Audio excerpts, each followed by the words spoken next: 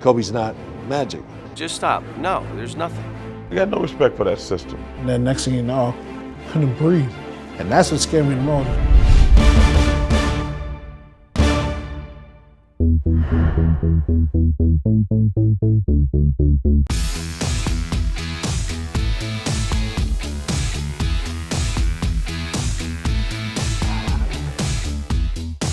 Eric LeGrand, welcome to the Seth Davis Show. Hey, thank you for having me on, Seth. It's so good to be with you. I should say thank you for welcoming us into your home here. And yeah, turn my living room into a TV studio. I like it. I think your life is a TV studio pretty much at this point. A little bit. Which is a good thing because you've got a lot to say. And I've been in this house before, brought two of my sons here to meet you. And you had just moved into this house.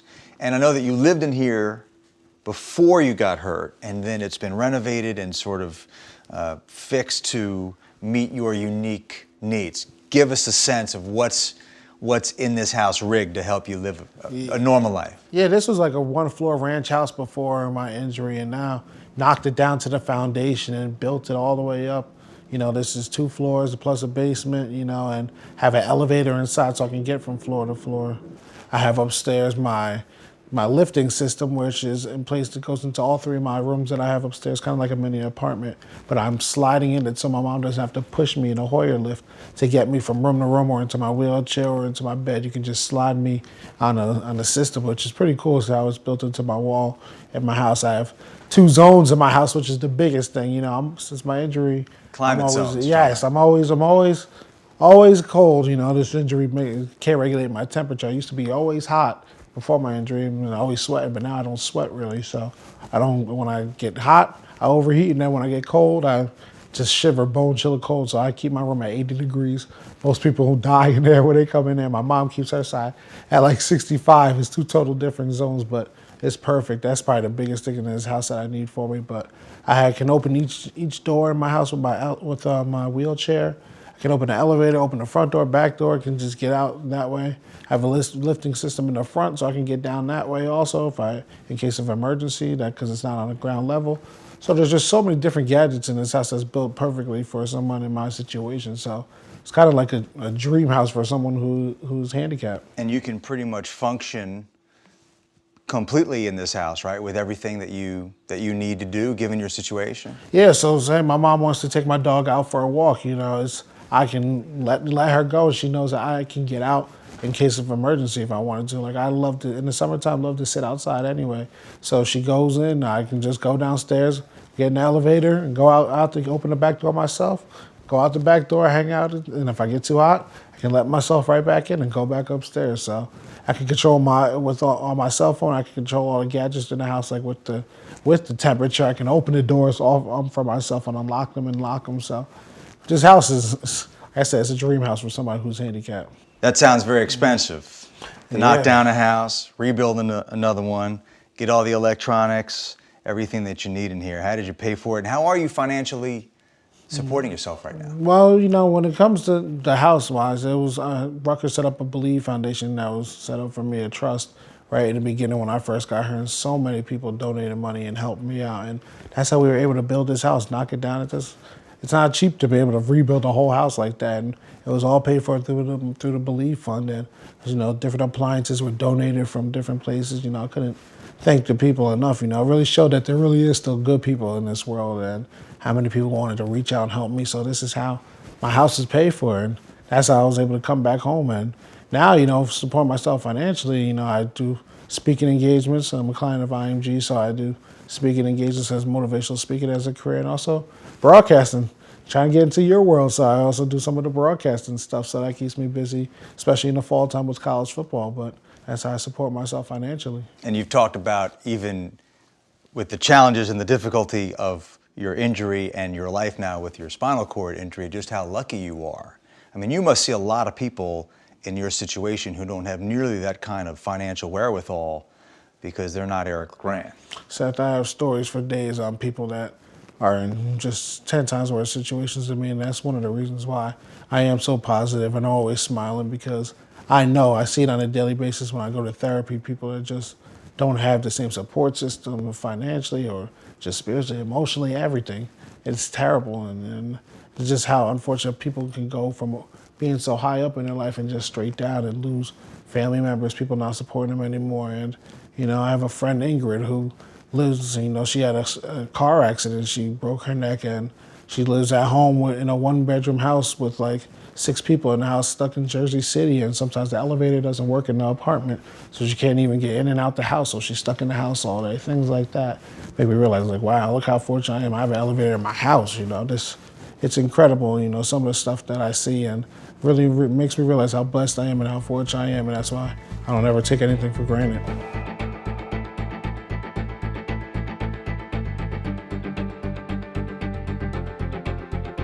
Last month marked the 5-year anniversary of the hit where you got paralyzed. Does that seem surreal to you?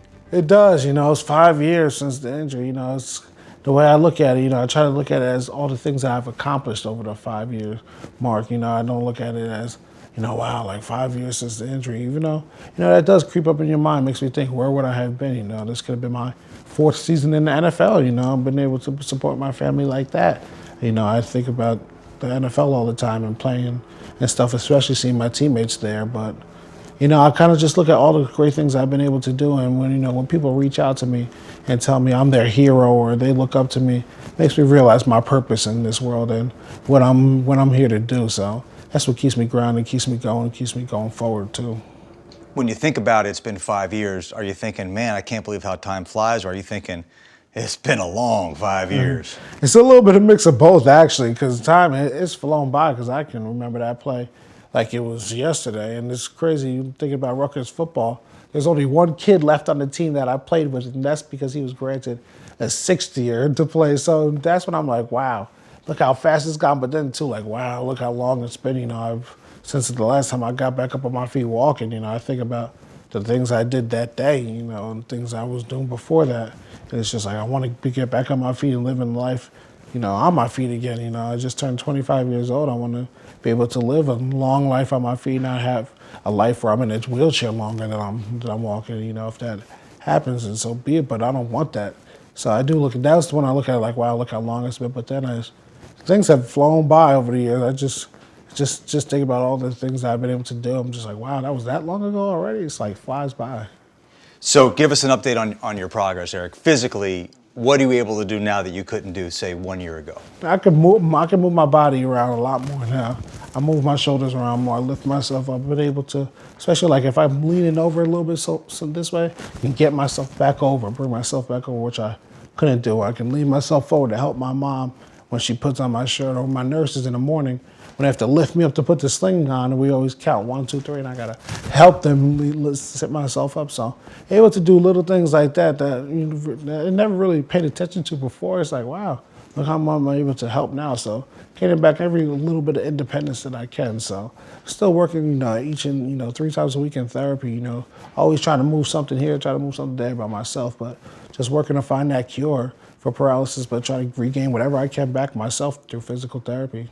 But also, just to put in perspective, when you first got hurt, your doctor said, hey, he may be on a ventilator the rest of your life, right? They're talking about moving or sitting up. They're talking about you not being able to breathe without help. So just the progress that you've made has to be encouraging to you, am I right? It really is. When I first got hurt, I remember I was pretty much stuck to a bed, barely able to go like this, turn my head. I have full range of motion back in my neck and everything, and was on a ventilator, and for 5 weeks I was on it when they told me I'd be on it for the rest of my life, and not being able to, they said not ever being able to eat solid foods again. Now, a lot of solid foods nowadays, Seth. I'm enjoying these steakhouse dinners, so things like that. So things are coming back for me, and I just can't thank all the people that have been there for me over these years, because it's legit a team effort to get me to therapy on some days and work on my therapist. It's not always easy to get there, especially when things come up in life, especially when you got to work too. So we're putting together a team effort to get all this done. And so where I am today, it's been great. You said in the past that at night you had dreams where you were walking. Do you still have those dreams? I have them every night. Every night I'm still doing something, walking on my feet. And it's funny, I still come up to a stairway sometimes and I'm like, can I walk up these stairs right now? Or can I feed myself right now? Or can I open this door? Those still happen every single night.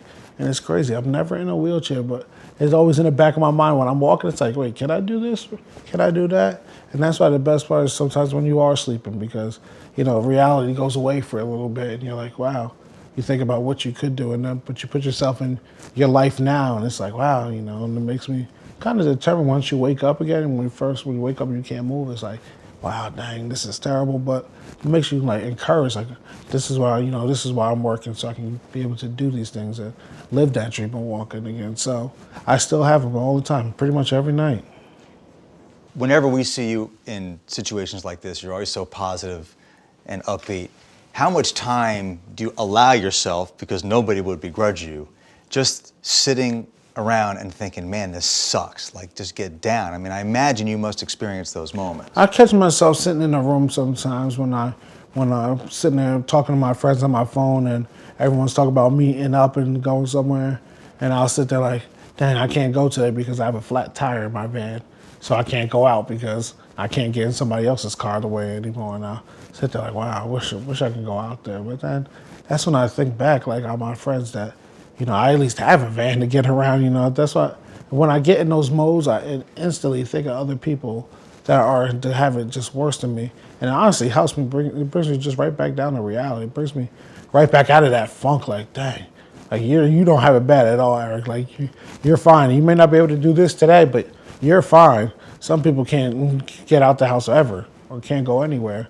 You travel all over the place. You do this, and people would love to be able to do that. So you're fine, Eric. That's what keeps me going. Because when I get in those moods, like, wish I could do this, or I wish I could do that, and it's just like, Eric, you're fine. You're doing enough. It's just now maybe you need to sit at home and rest a little bit.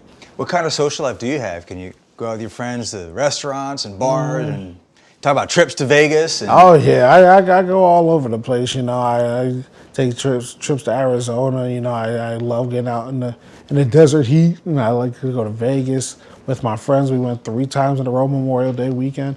Now we're talking about actually taking a trip to Spain next year. Wow. In July. So I'm going all over the place. I travel to Miami for fun. Things like that. Don't let this wheelchair hold me back at all. And I work it out with my nurses and my friends, and we figure out a way to get it done, and we do it. We have a good time, and the next thing I'm just waiting for, hopefully one day when I can just kick back on a yacht with a cigar. That's the dream. Can I come? That's the I'd dream. like to join you. That's the dream for when I get older. Just be able to sit back, cross my leg with a cigar in my mouth with some type of fedora on my head or something. Enjoy The simple your life. things. Exactly. The simple things. in life. I want to be there when that happens, Yes. and I know that it's going to.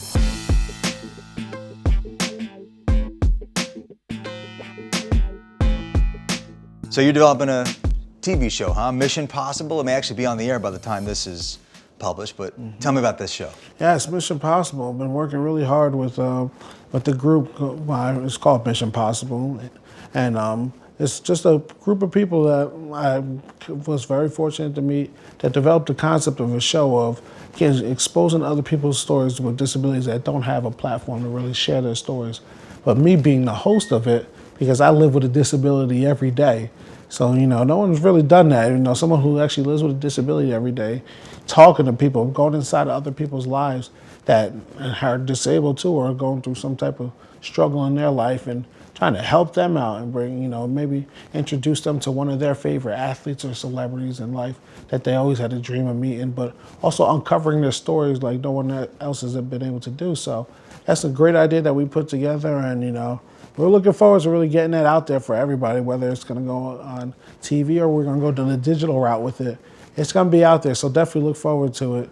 And I can't wait to really uncover all these stories and also bring people inside of my life on the days in this, because people, like I said, always see me in Arizona or Vegas and Miami, but you don't see how I get there. So you're going to get to see the whole behind the scenes work. So, but we're really working hard on that show. You've been forced to become an expert, I guess, on spinal cord injuries, the science of these injuries, the politics. Paint for me, Eric, where are we in terms of finding treatment? What's preventing us from getting to where we need to go? Obviously, it's expensive, but that can only be a part of it, I would imagine. Yeah, well, expensive, and of course, science. People are learning more and more about science every day. When you talk about spinal cord injuries, you talk about neuro. That's probably one of the hardest things to study when it comes to nerves and everything, and how the body works with the nerves and how the nerves regenerate. So that's all these scientists testing out different, trials, go through different clinical trials and trying things out, which costs money, of course, to try things out. And then when they do find something groundbreaking, then you have to have studies of them, and that costs money too. And that's what the Reed Foundation that I partnered with in the forum, Team LeGrand of the Christopher and Dana Reed Foundation, they're going through the big idea, and they're doing epidural stimulation where they're actually implanting the epidural stimulation into somebody's lower part of their spinal cord in their back. And the signals, when you turn it, it's like a remote. You turn it on, and the signals are going from the brain to the spinal cord. And these patients that they did 4 patients, they're moving their legs, standing up with a walker. They regain bowel, bladder, and sexual function back and sensation throughout their body when they turn it off. It's been incredible. So now we want to implant 36 more patients because we did the patients between the ages of 25 and 35. They were all male. They were all in shape. So now we want to do with 36 patients. We want to do male, female, older, younger, in shape, out of shape, and see what we have here. Because if we really could build something with this, we're trying to raise, I believe, $5 million so we can get these 36 patients going and checked out this study. And who knows where this can go? This can maybe be something groundbreaking for like MS. This can be just maybe way more than spinal cord injury. So there's, like I said, there's groundbreaking stuff going on all the time. It's just being able to finance it so we can get this going. And that's why I hope we can keep on raising this money so we can get that out there for the big idea so we can get these next 36 patients going. And then I can see maybe one day I'll be one of the patients for them. So we'll see. Do you feel like scientifically we're probably closer to a cure than people realize, or do you still feel like we might be making some progress, but like a full-on cure to recover from an injury like yours is still pretty far away? I think that we are getting closer to a cure, and it's funny as you say, you like a cure and things like that, because right now we're finding ways every day to help people with their independence of life and stuff. But I think we are really I'm hoping within very close to my lifetime that we will find a cure for this. And I honestly think we are right around the corner, especially with just everything going on with stem cell research. And like I said, this with the epidural stimulations, there's all different studies being tested for this. So I'm just sitting here patiently waiting until that day comes so I can get it. Are there examples of people who have suffered your kind of injury who have walked again? Is there anyone you can point to say he did it or she did it, therefore that's going to be my path to getting out of this chair? Well, my biggest inspiration still to this day is a guy by the name of Adam Teleferro, who played for Penn State back in 2000, and he was a freshman. He was playing cornerback, made a tackle versus Ohio State, broke his neck right down the field. I believe he was a C5, C6 injury, and the doctor, same thing, 0 to 5% chance of getting any neurological function back. He'll never walk again, never do this, never do that. And a year and a half later, he was leading his team out on the field versus the Miami Hurricanes that day, I believe, and led his team out the tunnel. And just watching that video gives me goosebumps. And from the day I met him, and he told me that, really said. He came to see you, am I right? He came to see me about a month and a half after my injury, 2 months after my injury. And now we're great friends. But, it was after seeing that, it was like, whoa, anything is possible. It may take me a little bit longer, but he did it, and I can do it too.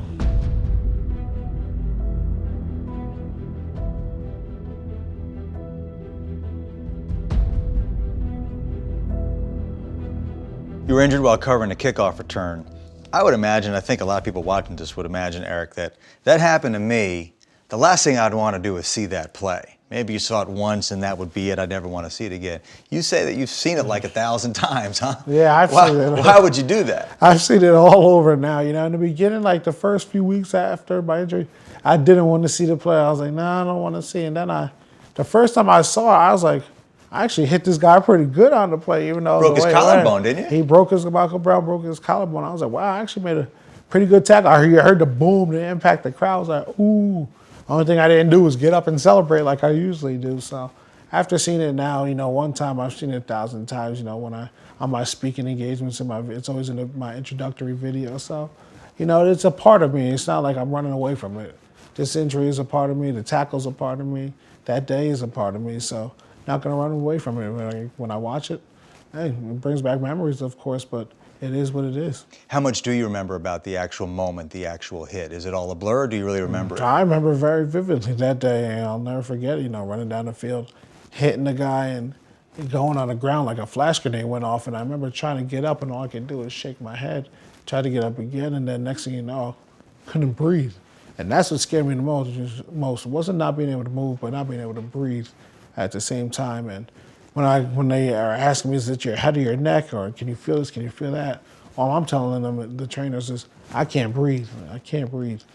And when you can't breathe, you can't move, I thought that was it. I thought I was going to die, and Coach Shannon was just telling me to pray and pray. And then somehow when they lifted me up onto that cart, caught a gasp of air for a second. I'm thinking, okay, I knocked the wind out of myself. I know this feeling.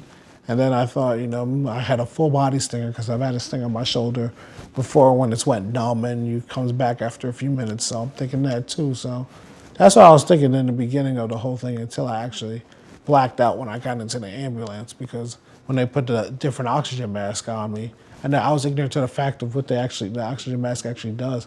I thought I was going to be able to take a deep breath again, and when I couldn't, that's when I was like, whoa, this is kind of scary, and I kind of passed out, and that's when everything becomes a blur.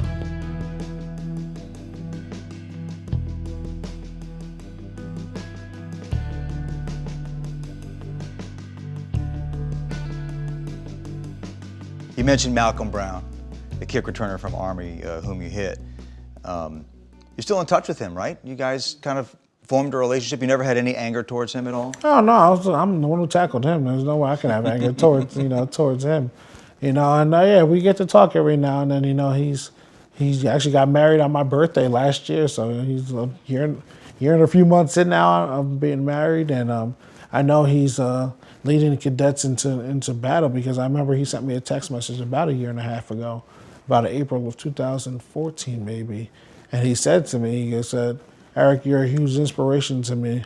I look at you and your leadership, and that's how I'm training my cadets, my people that I'm going to lead into battle to serve and protect this country. And you said, those are the people that are serving and protecting our country, so we can have our freedom. And he's looking at me for inspiration and looking at me for leadership wise.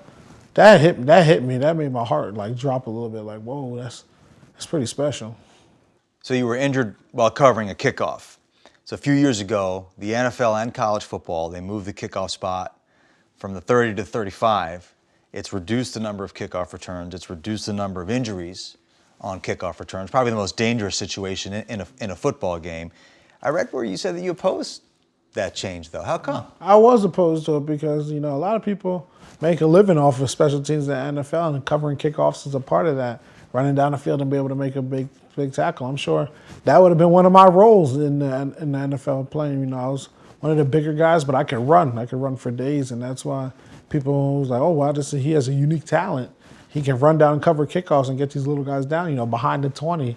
And, that's what people, like I said, make a living off of. And I was opposed to it in the beginning, because you're taking away from people actually going down the field making tackles when you got the ball flying through the field goal post on the kickoffs every time. And, I still see some kickoffs are being, still returned. So that's good to see. If all of them were taken away, I would be definitely completely opposed to it. But, kickoffs are part of the game, and that is the dangerous moment, because you have grown men running full speed down the field out of each other. But it's a violent game. We all know, the repercussions that could happen from some of these injuries. And I was always opposed to it. But as long as these kickoff returners keep on returning the ball when they get a chance, I'm happy about that. It's surprising to hear this coming from you, because if Malcolm Brown had signaled for a touchback and put his knee down on the end zone on that play, you wouldn't be in a wheelchair. I wouldn't be in a wheelchair, but hey, it could have happened on another play. And that's how it could have happened on another play. So I think that with this, everything happens for a reason. There's a reason why he returned that ball, and there's a reason why I made that tackle that day. And look now, 5 years later, the impact that I probably had on so many other people's lives that would have not known me if I never did get hurt. And, the inspiration I've been able to give to other people and been able to do the things I've been able to do over the 5 years, probably would have never been able to have a lot of these experiences. You always talk about that, Eric, and it always amazes and inspires me and people who hear you, that given all your circumstances, there is a point to be made that you are reaching an audience that you probably wouldn't have ever reached if you had even become an NFL player. Mm-hmm. That's the rub of what's going on here. It really is. I have different events on my foundation raising money, and you see all these little kids writing notes to me, like they look to me as their hero and stuff like that. Little girls even, that may not following sports, may not know me. And it's just like, wow, like look at the impact I'm having. It's the best one. One of them like, oh, can I give you a hug? It's like, oh, sure, like you think of stuff that touches your heart, It really shows that just being the person that I am is helping them out and hopefully helping this world out, with everything we have going on crazy in this world. Hopefully it's helping them and leading them to a future and being their role model, That's what I'm trying to be, their role model, to have, just to be the best that they can be in life and don't let anything ever stop you. So that's what the impact I can have now. This is what I'm using this platform for.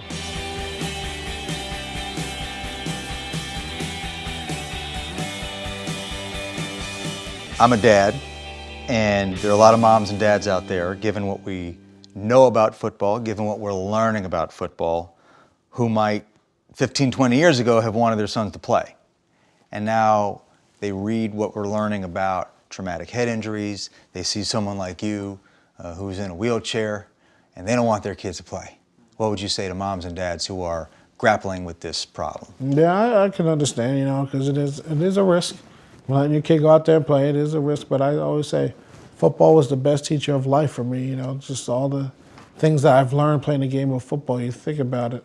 You only get 10 opportunities in high school, 12, 13 in college, 16 if you get into the playoffs, more in the NFL to actually play the game of football. But you're grinding all those other days of the year. There's 365 days of the year. You're grinding 355 of those, 353, whatever it is, from the amount of days that you're not playing the game. You learn how to work together as a team. You go through self-evaluation periods and asking yourself, is this meant for me? Should I be doing this? You learn how to work hard. You learn how to handle adversity on a daily basis. And it kind of sets you up for life. When things get bad and rough in life, what are you going to do? Are you going to fold? Are you going to give up? Or are you going to find a way to get through it?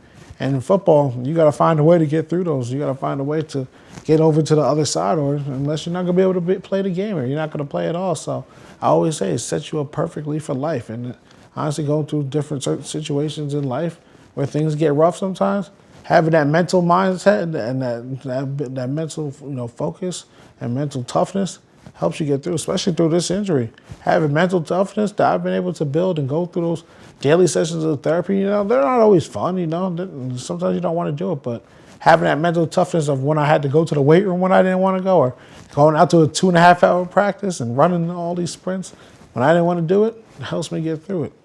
So that's the stuff that sets you up for life. So God willing, you have sons someday. You want them to play? If they want to play, I would let them 100% play. I would tell them, you better give it your 100% effort to this game. Now, respect the game. Don't go out there just because you want to have fun. No, it's not easy to play the game of football. So if you want to play, you better give your 100% effort into it. You're wearing your Rutgers shirt proudly. Mm-hmm. Tough times for Rutgers. Yes. And you are a broadcaster now, so I'm going to ask you some broadcaster type questions. First of all, there was a situation, I guess it was last year, you were invited, you thought, to be the commencement speaker. You were getting your degree, and they withdrew the invitation, or there was some type of miscommunication, and you were most unhappy about that, and you ended up speaking at commencement. What happened there, and did that leave a bad taste in your mouth? The thing that left a bad taste in my mouth at that time was just the communication about the whole thing. I was in Florida for a Red Bull event, actually, which raises money for spinal cord injury research. And I get a call at dinner that night asking me to be the commencement speech and, give the commencement speech and, all that. And I was excited, they said, don't, just keep it on the low until Monday. We'll announce it on Monday and everything. And I remember I just told my family and my friends about it. And then on Monday morning they talked about it. So I was like, nice, this is great. And then I get on the plane, I come back to New Jersey, and I land back in New Jersey, and I hear that they gave it to somebody else without anybody talking. I was like, wait, what happened? And I remember I reached out to, the person that called me to tell me about it, no answer. And then I got a voicemail from our athletic director, Julie Herman, just saying that they were going in a different direction. And I tried to call her back, and I got no answer. So I'm like, all right, what's going on? I land out before my fight. I'm speaking, and we're going over the details. And I land, and now I'm not speaking nothing. So then I called three times. I called the guy again, no answer. And by then I'm fuming. I'm like, what's going on here? So I ended up tweeting, and then when I tweeted one thing, whoa, yeah, Twitter really blows up. It was all over the place, and I kind of felt bad, putting Rutgers in that situation, but it was just a whole communication error, and the reason why that they had to go with somebody else and everything. And I understood at that point. I just wish that someone would have answered my phone or returned my calls just to explain the situation to me instead of having to go to those extents where it was all over the place. But it didn't leave a bad taste in my mouth. I just wish it was communicated better.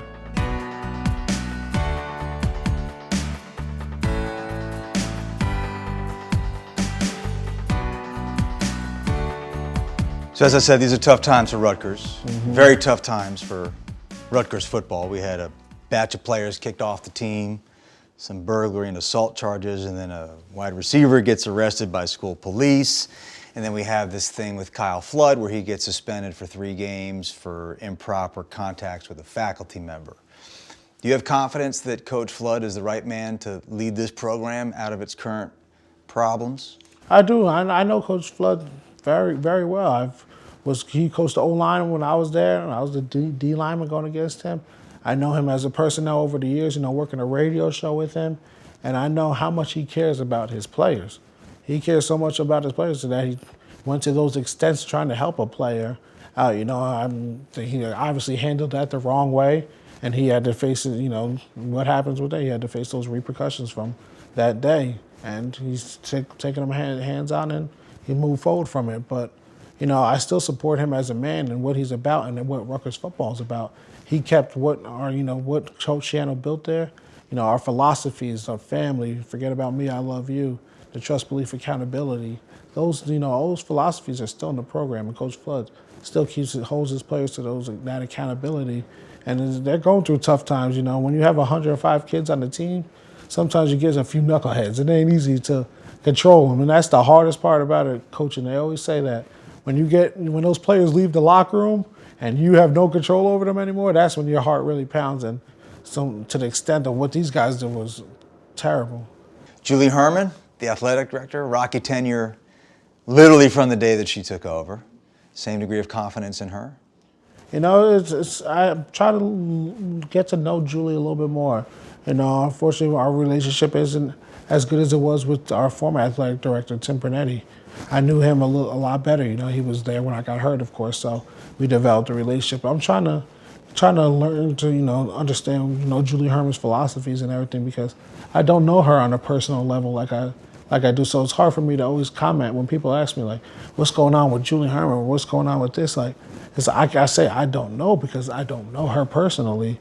So if I could develop a better relationship with her, I think it'd be easier for me to comment on some of the stuff that goes on, and I'm hoping, we're doing everything to fix it and keep the integrity that Rutgers has, because it's been a rough 2.5 years and people are looking down. Every time Rutgers is in the news, it's been something bad. So I'm hoping still to shine some positive light on it, but I'm hoping to also develop a better relationship with her so I can know her better before I actually judge her by some of the decisions that she's made over the years. And it's not like you're not around. I mean, you're calling the games. You're at Rutgers a lot. I'm actually a little bit surprised that you don't know her better. Yeah, she came in and got the job and everything, and I'm sure she's busy with what she does. I'm busy with what I do. But yeah, it's crazy how our paths really don't cross too much. We see as she comes out and supports some of my events that I have for my foundation, so I get to talk to her a little bit there.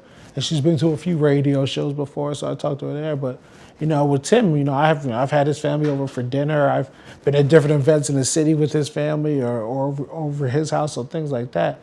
Julie, we and her, we haven't had that type of relationship yet, which I'm hoping one day it could get to that type. Being able to just call her up and text her, hey, you want to come over for dinner tonight, things like that. So would you like her to put forth more of an effort? Maybe she could be more proactive? I think actually it could go both ways. I'm sure if I reached out to her, she would be more willing to do it. And if she reached out to me, it'd be both ways. So I'm not going to say, yeah, it's all on her. No, I got to be more proactive, too, in the way I handle it. But do you have a sense of why this keeps happening at Rutgers? I mean, it's been one thing after another for a long time. It really has. It's been one thing after another, and I hate to see it. And honestly, a lot of people, I believe, they need to look in the mirror and see what do we want from this university, what are we trying to get, and not just let it, just not tear it down to shambles because of everything that has been built there, the integrity that has been built there. Great people have come through there, and it's up to us, people that are alumni from there and people that run the organizations and run Rutgers University. It's up to them to keep up and live to those high standards that we live by. So And everyone I think there needs to look themselves in the mirror and realize, what are we trying to do here, and how can we keep the high integrity that Rutgers used to have, because everything has been negative there, and we've taken a lot of shots, and it hurts. It really does.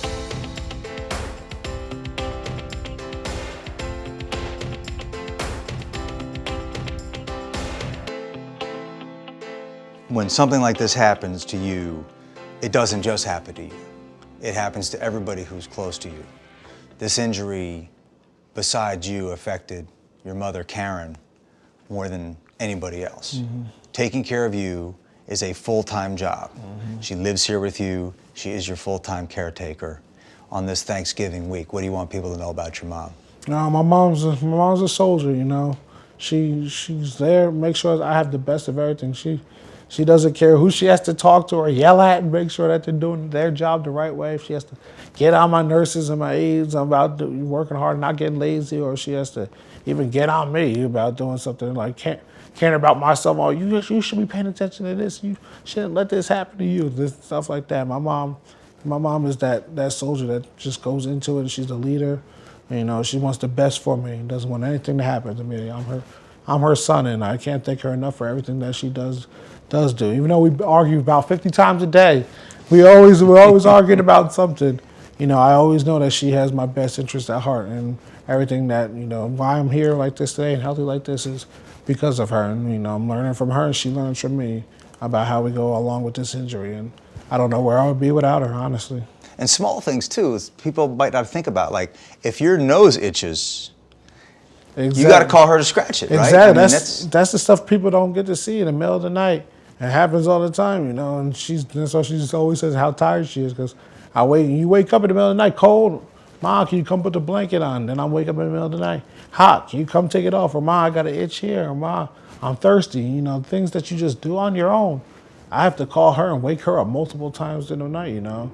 I try to keep them to a minimum, but sometimes you can't, you know. You got an itch. If it's that bad, you got to call. You're thirsty. You got to call her. You're cold. You're uncomfortable. Got to call her. So I try to keep them to a minimum, but some nights are worse than others. So, you know, it's just something that we're used to, but it's not a good thing we're used to. Everybody gets down. I think there are a lot of people watching this who are not in wheelchairs and have many things in their lives that you would die for, that you would love to have.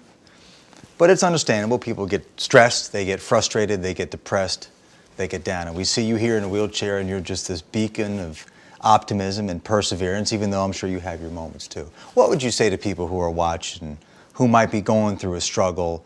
They're not in a wheelchair, but they're having a hard time feeling optimistic, feeling hopeful. What would you say to those people? We're human, so we do get down and things, you know. We tend to complain about stuff, and I totally understand that. And I try to tell people, try to focus on the things that you do have in life and be appreciative for them, because everything can change on the drop of a dime, just like my situation. But there's all different situations on how life can change out there.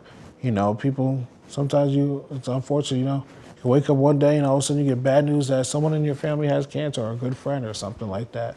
And it's hard to keep yourself up. But I always try to tell people, no matter what, everything happens for a reason in this world. You got to be appreciative for everything that you do have. Don't focus on the things that you don't have. And in this world, no matter what, there is always somebody in a worse situation than you. No matter how bad your situation may be, someone always will have it worse out there. Always. And like I said, I'm always reminded about that. In therapy, some people don't get reminded about that. But if they can try to use that piece of advice, no matter how bad, my boss hates me, you know, that he doesn't like me today, or he's getting on my nerves, or my car won't start today, or I spilled coffee on my lap. You know, I understand that those are things that you complain about, but no matter what, no matter how bad you are, oh, my life is terrible, this is the worst. Oh, really? It's the worst compared to what? Compared to what is it the actual worst to? So, you know, there's always someone that has it worse than you are. So just focus on those good things that you do have in life. And I understand there are things that you're going to complain about in life that may not go your way, but get over it. Well, but your answer is interesting to me, Eric, because I mean, you could hear someone complain about their problem and saying, "You're complaining.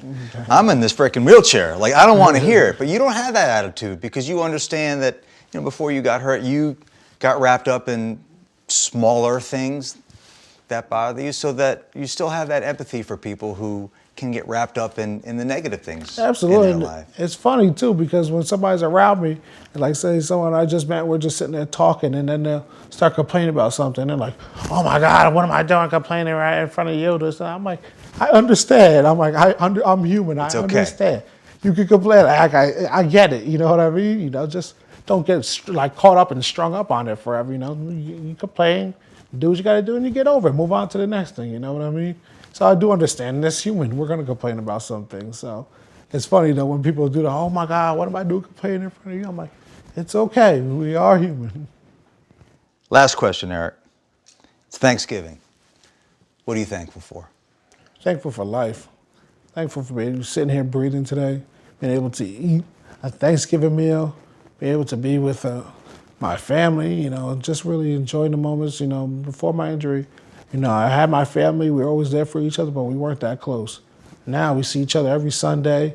Thanksgiving, we laugh at each other. We look forward to these opportunities. My friends, all my supporters, you know, it's crazy to say, but I'm thankful for my situation. Even though I'm in my wheelchair, I'm thankful for all the people that have been behind me, supporting me still for 5 years, and that continue to be there. And new people I continue to meet on a daily basis that want to help, that want to give back to me, you know. I'm thankful for that. And it's crazy to say that, as like I said, in my situation, but I'm just thankful to God for the opportunities that He's put in my life, and I'm blessed and I'm fortunate. It's just if people will look at me and be like, "Wow, how is he saying that?" But live a day in my shoes, and you know, some in the beginning it might go rough, and you gotta get ready in the morning. But you know, some of the things I'm doing, some places I get to go, people be like, "Wow, I wish I was doing that," or "Wow, I wish my family was that close," or "Wow, I wish I had that many friends," and things like that. So I'm very thankful for life. Well, I'm thankful to know you. I'm thankful to see you. I'm thankful to be in your house. And I'm very grateful that you did the show, and I can't wait to run with you and ride on a yacht with you and smoke a cigar and toast the good life. You deserve it. I appreciate it. Happy Thanksgiving, Eric. Thanks for having us into your home. And happy Thanksgiving to you all out there. Thank you, guys.